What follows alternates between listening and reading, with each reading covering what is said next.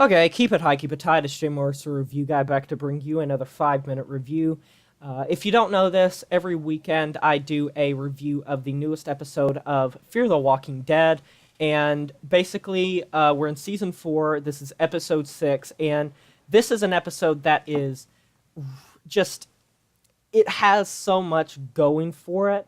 I feel like some parts could have been done a little bit better, but we'll get right into it. So this is my review of Season 4, Episode 6 of Fear the Walking Dead, entitled Just in Case. If you are not caught up, if you have not seen this episode, please click off, but drop a like before, and just you can come back after, but I will be spoiling some stuff. So, before I get into the explosive ending that we had and the reveals we had for this episode, I want to go over what I believe is kind of what this episode does well. I think that it mixes the character development and the parts where we want to know certain things that are going on with exposition and action, and they mix the two together in a good way. I feel like Fear the Walking Dead does this better than even Walking Dead sometimes, where they will mix these two worlds of action and exposition, and they will blend the two together in a way that makes good sense. I have to say that I really enjoy the actors in this season of Fear. I wish they would have Daniel around still, but that is such a minor gripe, and he has been confirmed to be alive, so we'll see where that goes. But, so we see that Naomi and Madison and Strand go to this abandoned FEMA place, and we find out that Naomi's daughter, I believe she said her name was Rose, had developed pneumonia, and was Naomi knew that she needed antibiotics to combat the pneumonia, and therefore she went off and didn't get back for 3 days, which resulted in Rose dying, and the sickness also spread. So Naomi blames herself for all of the deaths, and there's a lot of things that really reminded me and paralleled well with the original Walking Dead series.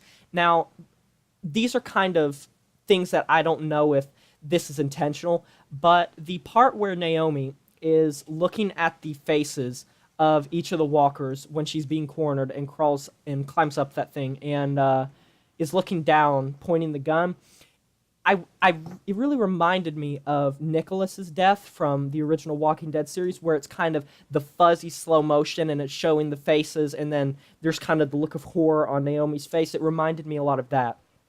So, overall, I enjoyed this episode when it comes to the construction of this episode. I think it was done well. But I have to say that Strand is, in my opinion, one of the most interesting and true characters this show has had, and I'm so happy that he is still around, because he's a scumbag that you sometimes want to root for. And you can tell he's conflicted, but he's in it for himself, but he kind of wants to care about these people. It's interesting. So we'll get straight on to the ending. Now, actually, there's one thing I was wanting to mention before that. I really enjoyed the monologue that was given by Naomi about her daughter. I think that Jenna Elfman did a fantastic job on that. I think that the actress is... Something about Fear is they seem to cast more high-profile actors and actresses than the original Walking Dead even. Like, there's a lot more people that are recognizable and that have been in other big series. And maybe that's just me saying that, but it really does feel like there's a lot... Maybe it's because it's a more compact cast they can do that. But let's get right on to the ending. So the vultures end up finding the small splintered group that was left over from the stadium. And you hear the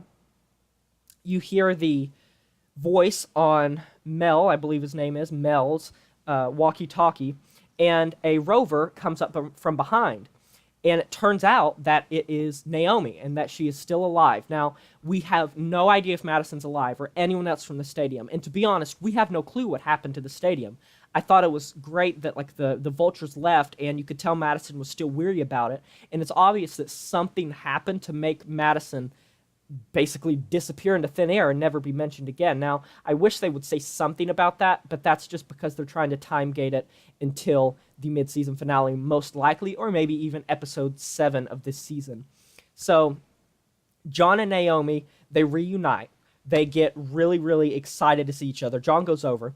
Alicia flips out I mean, absolutely flips out and turns around and is screaming, no, no, and shoots John. Now, this is where the wild speculation comes in. It looked to me like he got shot up in the upper chest. That's just me. I'll have to rewatch that quote-unquote death scene, but you can see him moving in the preview for next episode, and a lot of people like John, and it wouldn't make much sense with the compact cast they have. So I do think John is going to live. Plus, Naomi is a doctor, and I feel like she will probably be able to save him depending on where he was shot. It really looked like Alicia spun around fast and shot him in the upper chest, which you can definitely survive that. If it's the lower chest, meaning a collapsed lung or the heart or one of the arteries, that would mean he would probably be dead, but I think he's alive. So overall, I really enjoyed this episode. There's a lot more. I might do a follow-up video with some predictions, but I love this episode. Tell me what you guys think. This has been Jay Morse Review Guy. I am signing off. I'm going to give this episode a 9 out of 10. Signing off saying farewell.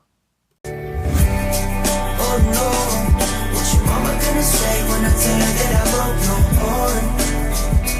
It's just things not the way that they used to be. Oh no, now you crying on the